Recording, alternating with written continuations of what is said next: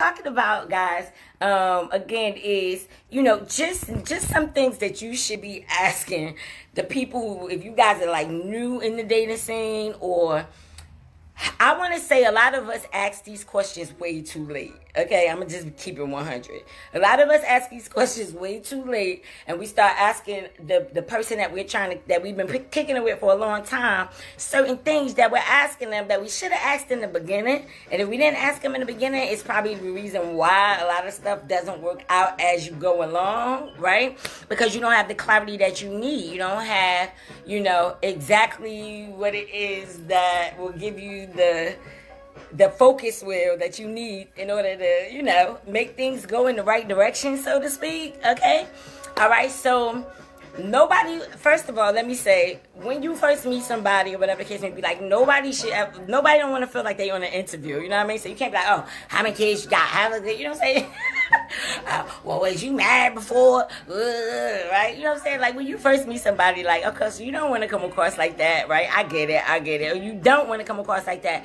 But let's just keep it 100 that there really are some things that you should be asking, before you start thinking that this is the person that you want to invest in. Okay, so let's talk about this real quick. All right, so talking about past relationships, talking about past baggage and all of that stuff, right? We know that it's an uncomfortable conversation. All right, we could get past that. It's an uncomfortable conversation, but isn't it so much better to know who you're dealing with in advance rather than down the line finding out that you guys don't want the same thing? So this is going to really help you, avoid the crash. It's going to help you avoid the tower moment, because you'll have an opportunity to really, ask some questions that probably should have been asked in the beginning. Now you have an opportunity to ask them in the beginning. All right, so let's go ahead and rock right into this, guys. It's just going to be about 7, and we're going to do this real quick, right?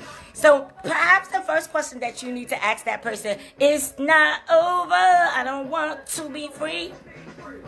How many of y'all singing this tune in your heart because you still stuck on somebody else?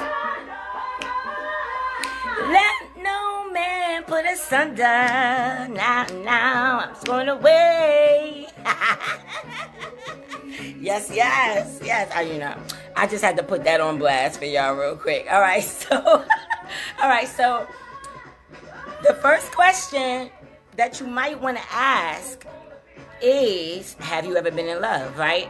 Because the reason why you want to ask, have you ever been in love, is because if the person has never been in love before, or never ever really been in a serious committed relationship, they may not know how to love you the way that you want to be loved, right? Which means that the relationship is going to require some work, right? They don't know what love is. They never really been loved before. They might have been through abusive situations as they were growing up, which made them be bitter towards love or not even understand what love was, or whatever the case might have been. You get what I'm saying? All right, you get it, right? So whether somebody has fallen in love before or not, no matter what, it doesn't matter, because it could save you a lot of headache and heartache in the beginning. You feel what I'm saying? So if your partner's never been in love before, like I said, they might not be the type to commit. So they want to go out and they want to be with all these different people, or whatever the case might be. They don't want to commit, and they don't want to commit because they got fear within themselves. You know what I mean? In a whole lot of ways that they are trying to avoid getting themselves hurt, right? All right. So we ain't going to drag this out. So we all know, guys, that falling in love, it takes courage, okay? It takes courage. And if you want to be able to identify whether the person said that, if they fell in love a whole bunch of times and you notice this trend, like, especially, like, I'm not going to say no name, but the person who's on this live, all right, Straight Rock, like, all right, so anyway, if you've been, attracting the same type of people consistently, right, or you realize that these people only come around during certain times and things like that, there could be some codependency issues. So if the person that you're beginning to start to kick it with, starts to say like, well, yeah, I had several relationships, but none of them worked out. Like, oh my God, if you had like 30 relationships and you ain't have not one long-term relationship, it could just be a codependency thing to where they relied on that person to help them overcome whatever they needed to overcome, and then they moved on to the next person. You get what I mean? So, you want to learn that question very early on, all right? Because you're going to get to know your partner better. If they've been in love before, then maybe they know, how to treat a woman or how to treat a man. You know what I'm saying? But maybe their last relationship taught them a lesson. You get what I mean? That made them a better man or a better woman for you. You get what I'm saying? So Shorty Rock says, why do women pass up good men for duck men? I'm not gonna say the curse word, but duck ass men. He's so stupid. All right. So usually Shorty Rock, and just to get this out the way, it's because a lot of times that they were taught like suffering in some way. So it could be that they watched their mother deal with multiple men or certain type of men, and then they followed the trend. Or maybe they have been in a relationship where they gave it their all, and maybe their friends were telling them certain things or whatever the case may be, and it manipulated their minds, and so they begin to behave like their friends and stuff like that. But most of the time, it's like the good guys kind of get left behind because the good guys, you guys go after the wrong type of women.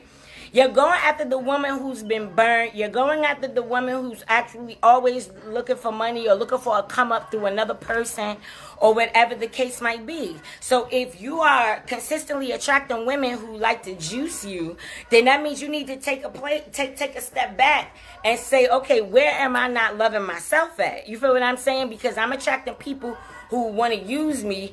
Are there situations where I'm using other people or something to where I'm calling this to myself? Or where am I not loving myself to where I'm allowing this codependency to take place? You get what I mean? Because then what ends up happening with you, Shorty Rock, in your particular situations, with the S, right? In your particular situations, is that you wear your heart on your sleeve, all right? You wear your heart on your sleeve, and that's the reason why this lesson is gonna be really, really good for you, okay? So sometimes they choose the duck guy, what you're saying, the duck guy, or they choose the bad guy over the good guy, because sometimes the bad guy is more entertaining than the good guy.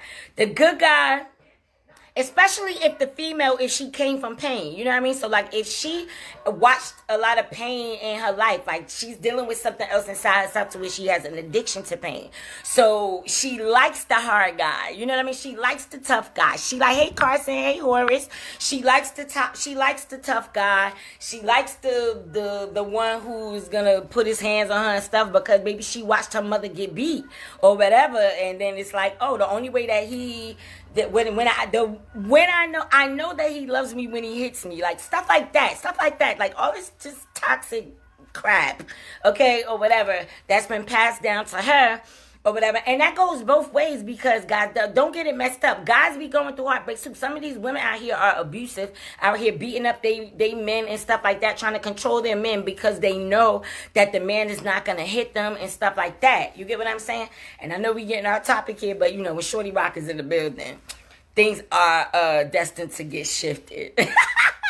Right? So Shorty says this. So they go for money, and they go for cars, and they go for a roof. Right? They go for a roof over their head. They go for money, and they go for cars. But mainly this is because they have low self-esteem in themselves. And the only reason why that they go for these type of people who can do that for them is because in some way they don't want to do that for themselves, or in some way they learned this behavior that, oh, a man is supposed to take care of all of my stuff or whatever the case may be, but which is really just teaching them how to not be responsible. You know what I mean? How to not be responsible for themselves.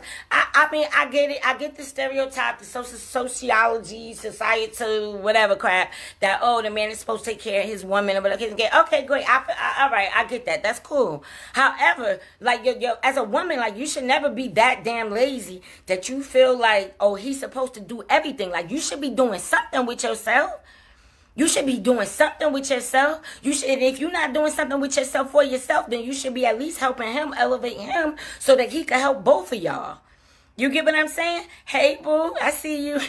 You know what I mean? So that he can help both of y'all. You know what I mean? So that's the thing, is that one hand washes the other. One hand washes the other when it comes to love and relationships and stuff like that. Because I'm telling you, you can't just